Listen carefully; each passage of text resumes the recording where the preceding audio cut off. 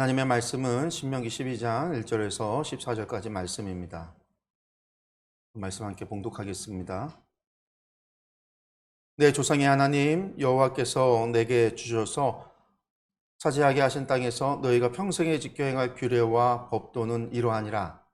너희가 쫓아낼 민족들이 그들의 신들을 섬기는 곳은 높은 산이든지 작은 산이든지 푸른 나무 아래든지를 막론하고 그 모든 곳을 너희가 마땅히 파멸하며 그 제단을 헐며 주상을 깨뜨리며 아세라상을 불사르고 또 그 조각한 신상들을 찍어 그 이름을 그곳에서 멸하라.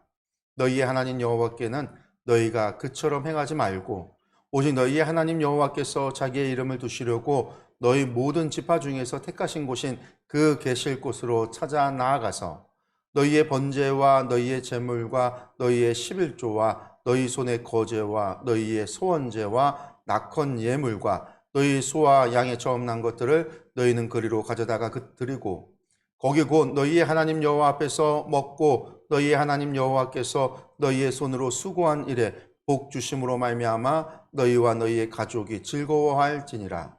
우리가 오늘 여기에서는 각기 소견대로 하였거니와 너희가 거기에서는 그렇게 하지 말지니라.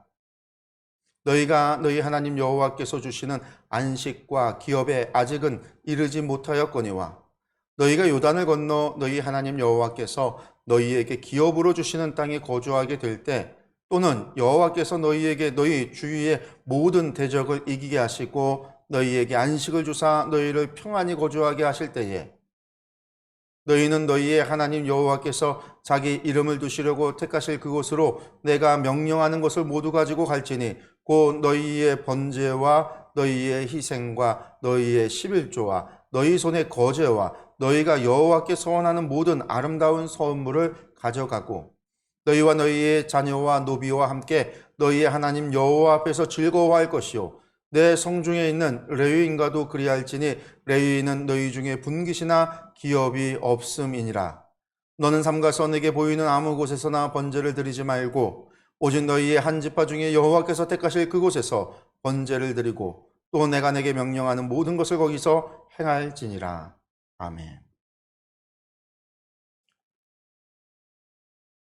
오늘 우리가 함께 볼 말씀, 이 신명기 12장 1절에서 14절의 말씀을 통해서 우리는 예배자로 부름받았습니다라는 제목을 함께 말씀 생각해 보려고 합니다.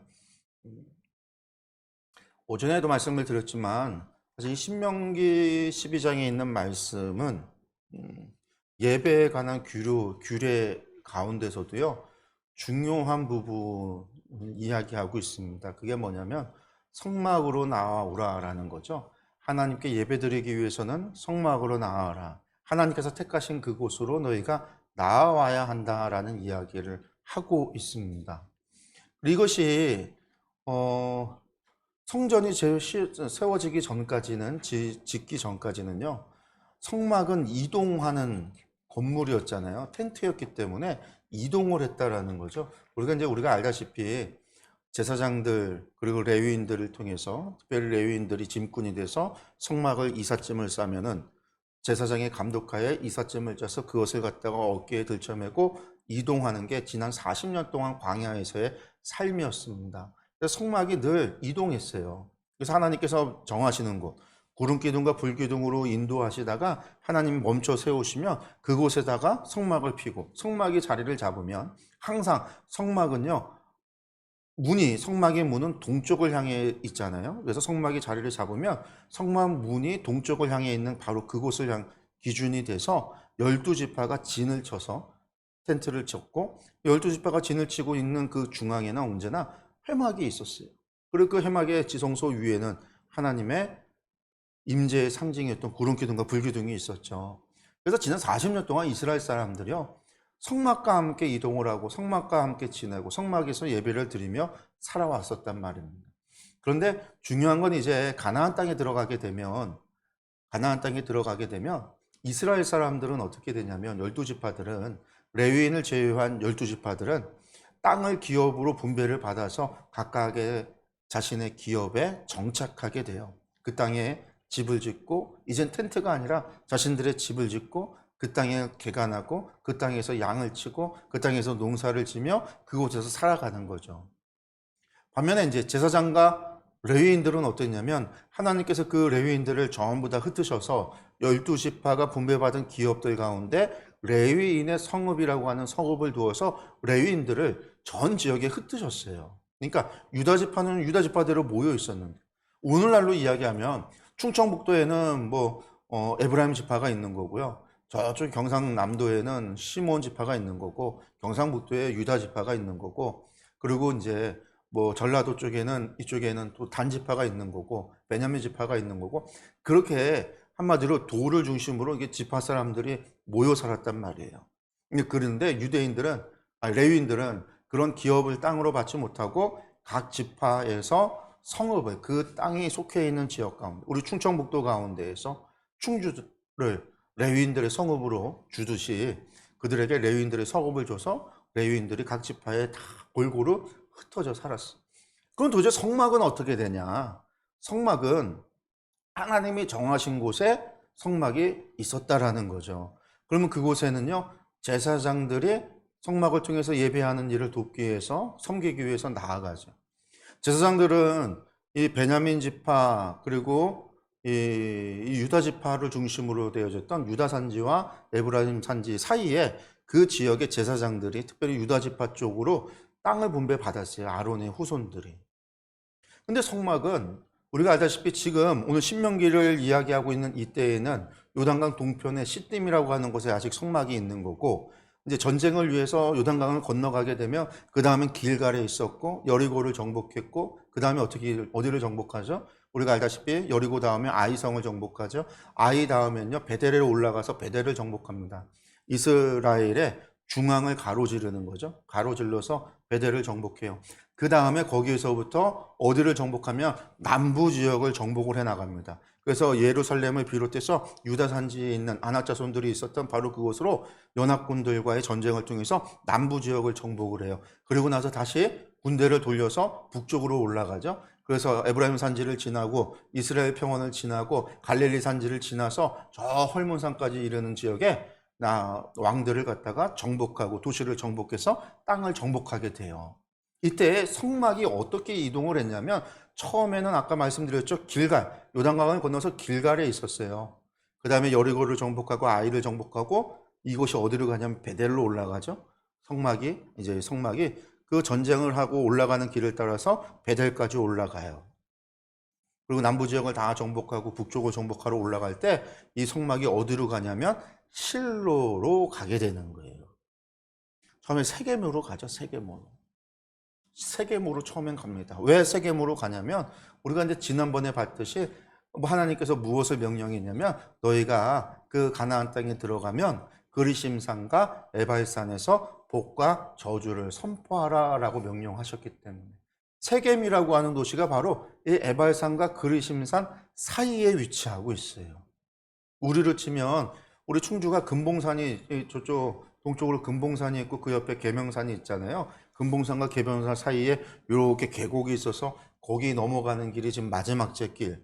우리가 이제 교영 알림동을 지나서 그 마지막 제길을 넘어가면 충주댐 쪽으로 넘어가는데 두 산, 금봉산과 계명산이 만나는 그 사이. 이것처럼 세겜이라고 하는 곳이 에발산과 그리심산이 만나는 그 사이에 있어요. 물론 우리 충주처럼 마지막 제처럼 그런 고개는 아니고요. 두 사이에 또 큰 땅이 분지가 있어서 개활지가 있어서 그곳에 세겜이라고 하는 큰 성이 만들어지게 되는 거죠. 그래서 세겜에 올라서 성막이 세겜에 있었어요. 그래서 여호수아를 보게 되면 나중에 그 세겜에서 여호수아가 백성들을 모아서 백성들에게 마지막 고별 설교를 하는 것을 볼 수가 있어요. 그리고 나서 그 세겜에서 떠나서 성막을 어디로 옮기게 되냐면 실로로 옮기게 돼요. 그래서 그 실로에 도착해서 이 성막이요 거의 400년 동안을 머물러요. 언제까지 머물르냐면 블레셋과의 전쟁에서 법궤를 빼앗기고 그 블레셋들이 실로로 올라와서 실로를 완전히 무너뜨리는 실로의 제단도 무너뜨리는 정복하는 바로 그때까지 요 시기가 이제 엘리 제사장 시대인데 그때까지 실로에서 성막이 400년 가까이를 머물러 있게 돼요. 제사장들은 어디 산다고 그랬죠? 유다 지파 쪽에 산다고 그랬죠. 실로는요, 에브라임 산지에 있는 거예요. 그러니까 제사장들도요, 예배를 드리고 하나님을 섬기기 위해서는 어디로 올라갈까요? 세겜에 올라가야지만 되는 거죠. 레위인들도 하나님을 섬기는, 하나님께서 레위인들로 하여금 하나님을 섬기도록 했으니까 그들을 섬기려면은요, 12지파에 흩어져 살던 유대인들, 레위인들도 실로로 올라가야만 돼요. 하나님께서 명하신 곳에서 예배 드리도록 했다라고 하는 것은 제사장들도 레위인들도 그곳에 올라서 그곳에서 예배하고 그곳에서 섬기고 그 일을 해야 했다라는 거예요. 물론 그들이 1년 내내 하는 건 아니죠. 24반차를 따라서 24절기로 나눠서 사람들이 로테이션으로 돌아가면서 하도록 했지만 어쨌든 실로에 올라가서 그런 일을 보게 됐다라는 거예요. 그러면 백성들은 또 어떨까요? 백성들도 실로에 올라가서 예배를 드리고 제사를 드려야 되는 거죠. 근데 그것이 광야하고 같으냐? 달라요, 광야하고. 광야에서야 진 중에 같이 진을 치고 있었으니까 괜찮지만 땅에 정착하고 난 다음에 제사를 한번 드리려고 올라가는데 실로까지 가야 된다. 제사가 1년에 한 번 드리는 절기와 같이 한 번 드리는 제사라고 하면 모르겠지만 하나님께서 명하신 제사는 1년에 한 번 드리는 제사가 아니란 말이에요. 물론 제사장들이 드리는 제사가 아침과 저녁마다 번제를 드리고 안식일을 드리고 월삭을 지키고 절기를 지키고 백성들의 속죄제와 속건제를 드리고 또한 서원제를 드리고 감사제를 드리고 화목제를 드리고 여러 가지 제사들을 갖다 제사장들이 끊임없이 제사를 드리고 백성들도 그런 제사에 동참, 자원하는 마음으로 하나님 앞에 제사를 드리기 위해서 제사를 드리고 예배를 드리지만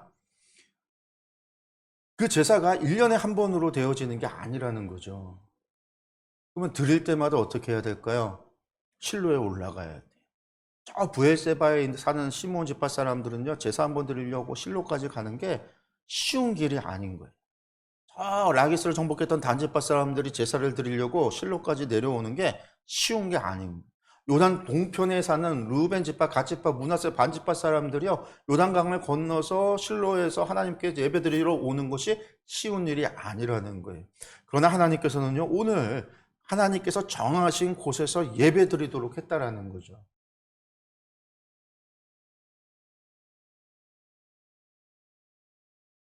하나님은 왜 이것을 명하셨을까? 우리가 고민해야 되는 거예요. 물론 이스라엘 사람들이 실제로 그러면 그렇게 예배를 드리고 제사를 드렸는가? 사실 그렇지는 않아요. 이스라엘 사람들이 신명기에서 모세가 이런 이야기를 했지만 실제로 현실은 그렇게 예배 드리기에는 무리가 있었기 때문에 백성들이 그렇게 제사를 드리지 못했어요. 실로로 올라가서만 제사를 드리지 못했어요. 특별한 절기를 지키러 갈 수는 있었고 자신이 서원하거나 하나님 앞에 어떠한 헌신을 통해서 특별히 제사를 드리러 올라가는 경우는 있었을지 모르지만 그들이 날마다 드리거나 하는 제사들을 갖다가 그렇게 드리기에는 어려움이 있었다라는 거예요. 그리고 무엇보다도 어려운 점이 하나 있었는데 이거는 이어서 나오는 말씀이에요. 오늘 우리가 14절까지 봤지만 15절에서 28절까지 나오는 말씀과 관계된, 저희가 다음 주에 보게 될 말씀과도 관계되는 건데 그게 뭐냐면 이스라엘 사람들은요, 고기를 먹는데 아무나 고기를 잡을 수도 없었고 아무렇게나 고기를 아무 곳에서나 잡을 수 없었어요. 그건 정결법 때문에 그런 거죠. 하나님이 주신 정결법 때문에. 왜냐하면 피라고 하는 것을 접촉하면 부정해지기 때문에 항상 피, 그래서 여성들이 생리를 하면 어떻게 해요? 정결례를 통해서 7일간의 정결 의식을 치러야 돼요. 아이를 낳아서도요, 피를 보기 때문에 정결 의식을 가져야만 돼요. 사람이 피를 만지면요, 정결한 의식을 가져야만 돼요. 부정하다라고 했기 때문에. 그런데 내가 동물을 고기가 먹고 싶어서 고기를 잡는다고 아무 데서나 잡으면은요, 고기를 잡을 때 피가 튀면은 그 핏방울이 튀는 모든 게 부정해져요. 사람인 나도 부정해지고요. 피가 땅에 떨어지면 그 땅도 부정해져요. 만약에 내가 집에서 고기를 잡았다, 그럼 내 집안이 부정해지는 거예요. 내가 부정해지는 거예요. 내 식구들이 부정해져요. 그러면 고기 한번 먹겠다고 고기 잡았다가 우리는 7간 집 바깥에서 마을 바깥에서 격리된 생활을 하고서는 돌아와서 다시금 정결례에 제사를 드리고 속죄제를 드리고 화목제를 드리는 그런 일들을 해야만 되는 상황인 거죠. 그래서 이스라엘 사람들은요, 아무나 고기를 못 잡도록 되어 있어요. 아무 데서나 고기를 잡지 못하도록 되어 있어요. 그러나 동물을 잡을 수 있는 곳이 있죠. 하나님께서 허락하신 곳. 거기가 어디예요? 성막, 하나님을 예배하는 곳이었어요. 고기를 잡고 피를 만지고 피를 쏟고 하는 것이 일인 사람이 있었어요. 그들이 누구예요? 제사장들. 여러분들, 구약의 이 제사장들이요, 무슨 거룩한 모습, 거룩한 예배 그런 게 아니에요. 고기를 잡아서 가축을 가져와서 사람이 그 번제를 드리기 위해서 양을 잡으면은요, 그 가져온 사람이 작잖아요. 목을 따고 피를 쏟고 하면 제사장들이 그걸 옆에서 가르쳐요. 그러면 그 가져온 사람이 직접 멱을 따고 발골을 하고 막 그러면 그걸 이제 제사장이 옆에서 다 가르친 다음에 어떻게 해요? 그걸 받아다가 가서 피를 뿌리고 태우고 이거 이제 제사장들이 하는데, 그래서 제사장들이 옷이요, 다 피 묻은 옷, 더러운 옷이에요. 옷이 더러워요. 예배를 잘 드리고 난 사람은요, 온몸이 더러워요. 피무가 묻어있는. 그래서 구약의 예배는요, 누가 예배를 드렸는지 누가 예배를 안 드리고 구경했는지를 금방 알아요. 왜? 제사 드리고 내려오는 사람들이 온몸에 피칠을 해서 피가 묻은 상태로 내려오면, 아, 저 사람은 제사를 드린 사람이구나, 제물을 잡은 사람이구나 라는 걸 알고, 관광 온 사람들, 구경 온 사람들은요, 피가 안 튀잖아요. 피 묻으면 부정해진다고 멀리 서서 구경만 하는 사람들, 이런 사람들을 깨끗하게 데려가요. 그래서 예배를 드렸는지 안 드렸는지를 모습만 보면 알아요. 제사장들이 그런 일을 한 거예요. 그리고 백성들이 고기를 먹고 싶으면 제사장에게 가지고 가서 하나님 앞에 먼저 예물로 드리고, 기름을 태워서 드리고, 피를 쏟아서 하나님 앞에 제물로 드리고요. 그 다음에 이제 레위인들과 아론 제사장들의 몫으로 가슴살을 갖다가 주고요. 내가 잡는 데 도움을 줬던, 실제로 행했던 제사장을 위해서는요, 우측 뒷다리살을 줘요. 나머지 전부는요, 내가 가지고 오는 거예요. 그래서 내가 내 집의 사람들과 함께 먹는. 광야에서는 괜찮죠. 근데 약속의 땅에 들어가서 하나님이 실로에다가 성막을 두셨는데, 사는 사람들이 고기가 먹고 싶다고 매번 실로로 올라가서 고기를 잡아서 고기를 가지고 집으로 내려온다? 너무나 어려운 거죠. 현실적으로 불가능해요. 그래서 무슨 일을 했냐면, 실제로 이스라엘 사람들은 제사장들을 각 성읍으로 보내서 그 성읍에서 제단을 만들고 그 제단에서 예배를 드리도록 했어요.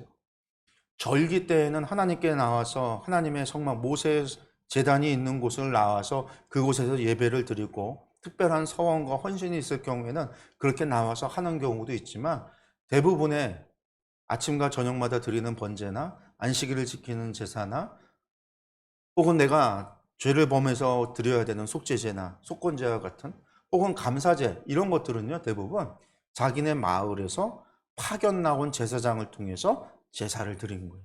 뿐만 아니라 고기가 먹고 싶으면 그 제사장을 통해서 고기를 먹은 거예요. 그러다가 무슨 일이 있게 되냐면, 요시아의 종교개혁 때 그렇게 했더니 각 마을마다 뭘 만들어요? 온갖 제단을 만들어놨는데, 거기서 하나님 앞에만 예배를 드린 게 아니라 온갖 우상 숭배가 같이 이루어지기 시작하고, 그런 문제가 발생을 하게 되기 때문에 나중에 요시아가 종교개혁을 하면서 지방으로 파견 나가는 제사장 제도를 없애버려요. 무조건 성전에서만 제사를 드려야 된다. 그리고 이제 멸망당해서 포로로 갔다 돌아오고 나서 제2성전을 건축하고 난 다음에는 오로지 성전에서만 예배 드려야 된다. 신명기의 오늘의 말씀처럼 오직 하나님께만 예배를 드려야 된다라고 해서 사람들이 예배를 드리기 시작을 한 거예요. 근데 예배는 그렇게 할 수 있는데, 각 마을마다 드릴 수 있는 예배가 성전 제사 예배 말고 바벨론에 끌려가서 회당에서 말씀을 듣고 하나님을 찬양하는 예배, 그런 경배법을 포로 70년 동안 그것들을 갖다가 훈련을 받았기 때문에 이제는 마을마다 회당을 짓고 회당에서 말씀을 듣고 하나님을 찬양하고 하나님께 기도하는 형식의 예배를 드리고 특별한 제사를 성전에서 드리게 되는 거죠. 바뀌어지게 되는 거예요. 예배 형식이 바뀌는 거예요. 그런데 여전히 문제가 있어요. 고기 먹는 게 문제였단 말이에요. 그 요시야 종교개혁 이후에 우리가 다음 주에 보게 되는 말씀이지만 너희가 성읍에서 고기를 잡아도 된다. 하나님께서 허락을 하세요. 먹어라. 그래서 이 말씀이 그렇게 변천을 통해서 이스라엘 역사 가운데에서 지켜지게 되는 거죠. 근데 하나님께서는 왜 이렇게 하셨는가? 왜 예배라고 하는 것을, 중요한 거는 오늘 예배 속에서 이야기하고 있는 것은 하나님은 왜 굳이 하나님이 계신 곳으로 나아오라고 했는가? 나아왔지만요, 또다시 뭐 또 해요? 제사장을 파견 보내서 그들의 어려움을 갖다가, 그들이 겪게 되는 곤란함을 갖다가 해결해 주는 방식으로 제사장이 파견돼서 얼마든지 자신의 고을과 마을에서 예배 드릴 수 있도록 했다라는. 그럼에도 불구하고 중요한 거, 오늘 말씀에서 나오는 것처럼 내가 지정한 곳에서 예배 드려야 된다라는 거. 그래서 그들이, 제사장들이 가서 예배를 드릴 때도요, 아무 데서나 제단을 만들고 아무렇게나 예배를 드린 게 아니에요. 각 마을마 성읍에서 하나님이 정해 주신, 그들 제사장을 통해서 정해 주신 곳에다 제단을 쌓고 하나님의 말씀대로 돌을 쌓아서 제단을 쌓고 거기서 예배드리는 형식으로 나아갔어요. 그럼 왜 이렇게 이야기하시는 거냐? 하나님께 드리는 예배가 어떤 의미가 있기 때문에 그러느냐? 이거는 우리가 하나님을 섬기는 것이 예배라는 거고, 우리가 하나님께 찾아가는 것이 예배라는 거예요. 예배는 우리가 하나님이 우리를 받으러 오시는 게 아니라 우리가 하나님께로 나아가는 거예요. 우리가 물론 예배 가운데 우리가 그런 기도를 하잖아요. 성령님의 임재를 이야기하고 성령님의 임재를 우리가 간구하고 기도한단 말이에요. 우리가 예배 시작 전에 종을 치기도 해요. 제가 주일 예배 때는 종을 이렇게 한 번 치는데 어떤 교회 같은 경우는 종을 3번을 쳐요. 하나, 둘, 셋. 3번 치는 이유는 성부, 성자, 성령 하나님을 갖다가 하나님을 초대하는, 하나님의 임재를 바라고 하나님을 초대하는 그런 종소리. 옛날에는 이제 교회들이 종을 쳤죠. 그건 예배 시간이 돼서 성도들을 불러 모으기 위해서 종을 쳤어요. 그 종이 이제 요즘은 이렇게 조그마한 종으로, 강대상의 작은 종으로 이렇게 치지만 부르는 거예요, 사실은. 부르는 거. 하나님 여기 있습니다, 오세요가 아니라 우리가 하나님께로 나아가야 됩니다 라고 하는 것을 이야기하는 게 종을 치는 거였어요. 우리 하나님께로 나아갑시다. 하나님을 예배하러 모입시다. 우리 하나님을 경배합시다. 하나님이 정하신 곳에 너희 소견대로가 아니라, 너희 생각대로가 아니라, 너희 마음대로가 아니라 반드시 하나님께서 명하신 대로, 하나님께서 정하신 곳으로 너희가 나와서 하나님의 규례와 법도대로, 방식대로 하나님을 예배해야 된다. 그게 하나님께서 우리에게 명하셨던 거예요. 그리고 그 안에 담겨 있는 거는 우리는 하나님께 예배하러 나아가는 사람들이라는 거죠. 하나님을 예배하는 존재라는 거예요. 우리는 하나님을 섬기는 자들이라는 거예요. 우리는 서비스 받는 존재가 아니라, 섬김을 받는 존재가 아니라, 하나님께서 우리를 서비스해 주셔야 되고, 하나님께서 우리를 섬겨 주셔야 되고, 하나님께서 우리의 욕구를 충족시켜 줘야 되고, 하나님께서 우리에게 무엇인가를 주셔야 되는 것이 아니라, 이 예배의 시간은 하나님이 주인이 되시고 우리가 주인 되신 그 하나님을, 만왕의 왕이신 그 하나님께 경배를 드리러 우리가 나아가는 시간.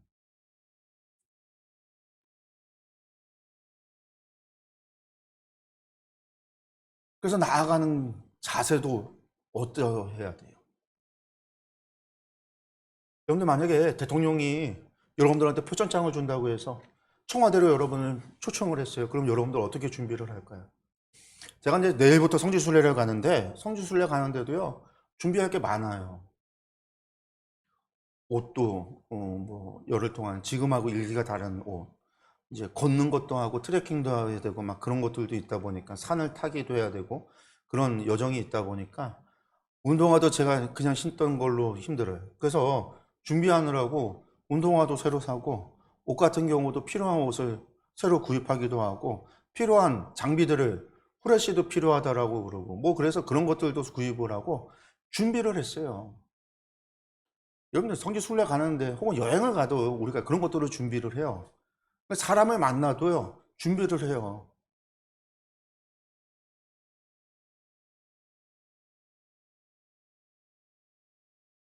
남자가 여자를 만나는데도요, 준비를 한다고요. 거울 한번 본다고. 여자는 남자 한번 만나는데 2시간씩 준비한다고 그러잖아요. 한번 준비하려면 막 2시간씩 걸린다고.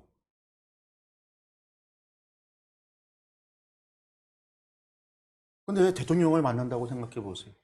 아마 우리요, 구두도 깨끗하게 새로 닦고요, 양복도 입을 거 딱 미리미리 준비하고요, 봤더니 막 무릎도 티 나오고 나이가 있으면은요, 아마 새로운 양복도 구입하려고 그럴 것이고, 와이셔츠에 넥타도 한번 볼 거고요, 이발도 막 머리 덥수룩 하고 지저분한 것도 한번 이발도 하고요, 그렇게 준비를 해서 대통령 청와대에 가서 표창장 받으러 청와대에 갈 거예요. 어디 방송에 한번 나온다고 하면요, 온갖 것 치장을 다 할 거예요. 그러지 않을까요? 우리가 하나님께로 나아간다라고 하는 것이요, 그런 거예요. 우리가 하나님을 섬기러 가잖아요. 하나님을 예배하러 가잖아요. 그 나아간다라고 하는 거에는 우리가 무엇을, 어떤 많은 의미가 그 안에 담겨 있는 거죠.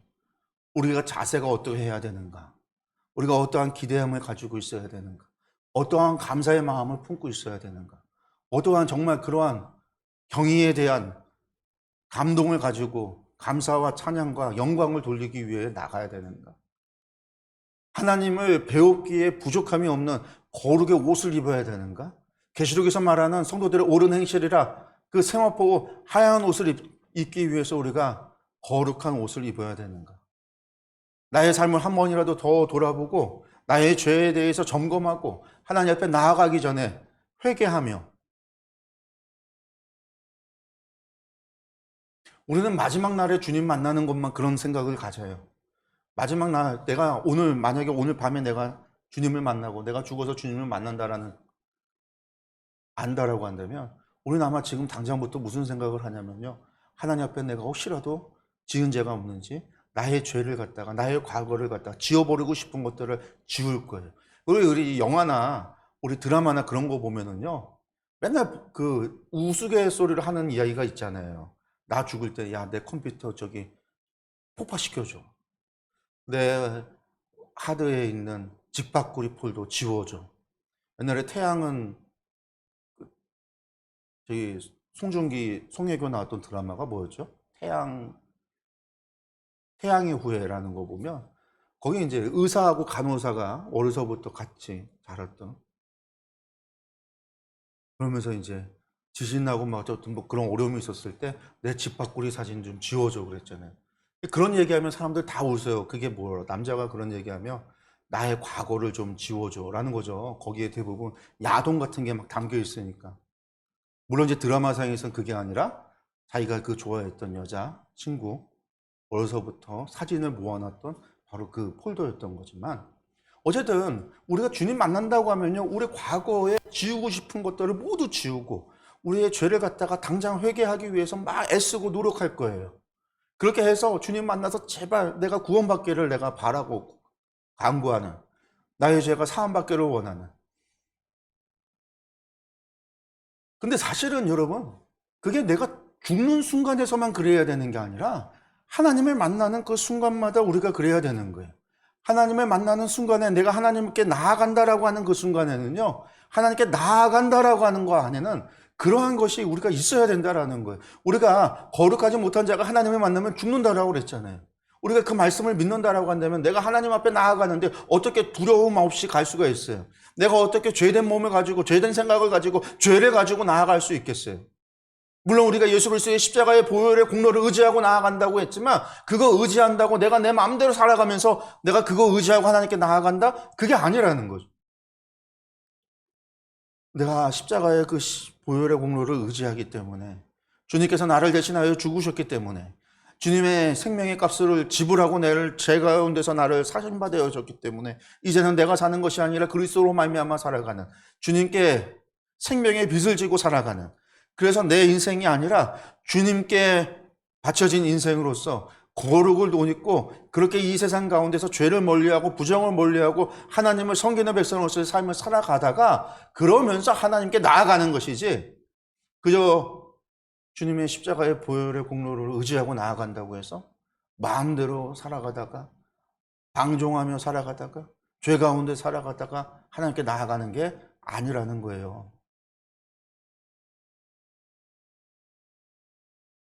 하나님 앞에 나오라고 하나님 부르셨어요.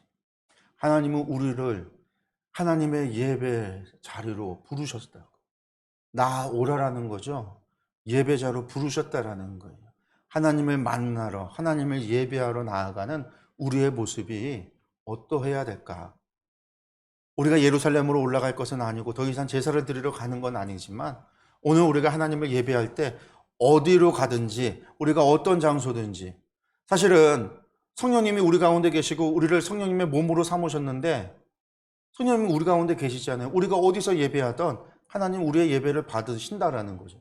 우리는 어디서건 하나님을 예배할 수 있게 되어졌어요. 그러나 중요한 건 내가 진실로 하나님을 섬기러 나아가느냐. 하나님이 우리를 예배자로 부르셨는데 우리의 서 있는 그곳에서 내가 진심으로 하나님을 예배하는가.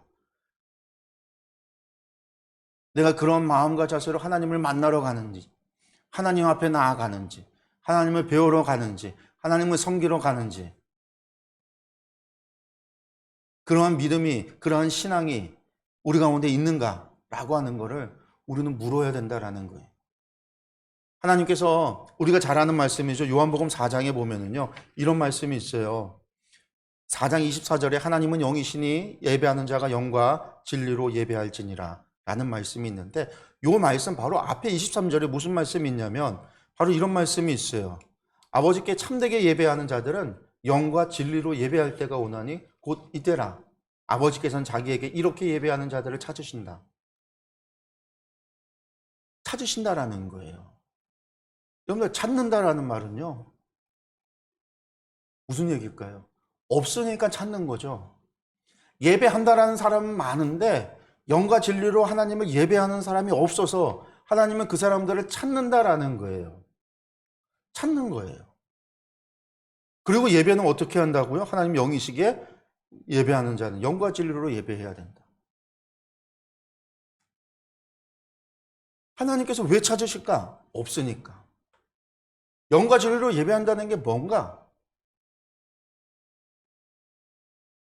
하나님은 영이시기 때문에 물질로 드리는 것이 아니라 물질을 우리가 하나님 앞에 예물을 드려도 그 안에 뭐가 있어야 된다는 걸까요? 우리의 영이 담겨 있어야 된다는 거예요. 그 얘기는 우리의 영을 띄어서 거기다가 넣는 게 아니라 내 마음이 거기 있어야 된다는 거예요. 나의 정성이 거기 있어야 된다는 거예요. 나의 진심이 그 안에 담겨 있어야 된다는 거예요.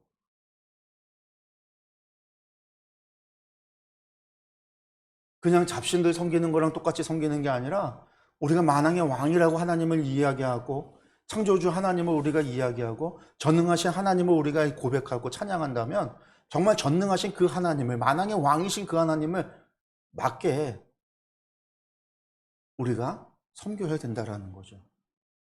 우리의 마음을 다하고 우리의 뜻을 다하고 힘을 다하고 우리가 영과 진리로서 하나님의 말씀대로 하나님을 섬기는 하나님은 그렇게 우리를 부르셨어요. 우리를 부르셨다라는 거예요. 예배의 자리로 부르셨다라는 거예요. 예배로 나오라라는 거예요. 우리는 택하신 족속의 왕 같은 제사장으로 부름받았다. 우리 모두는 예배자로 부름받았다라는 사실. 우리가 잊지 말아야 되고 우리는 하나님께로 나아가는 자라는 사실을 잊지 말아야 돼. 어디서 예배하건 어디에 있건 우리가 어떤 상황이건 나의 마음이 나의 중심이 나의 진심이 하나님 진심으로 하나님을 예배하고 경배하기 위하여 나아가며 섬기는 그런 우리의 예배자로서의 모습을 갖기를 간절히 소원합니다. 그러할 때 하나님께서 우리의 예배를 받으시고요. 하나님께서 기뻐하신다라는 사실. 여러분들 기억하셨으면 좋겠습니다. 기도하겠습니다.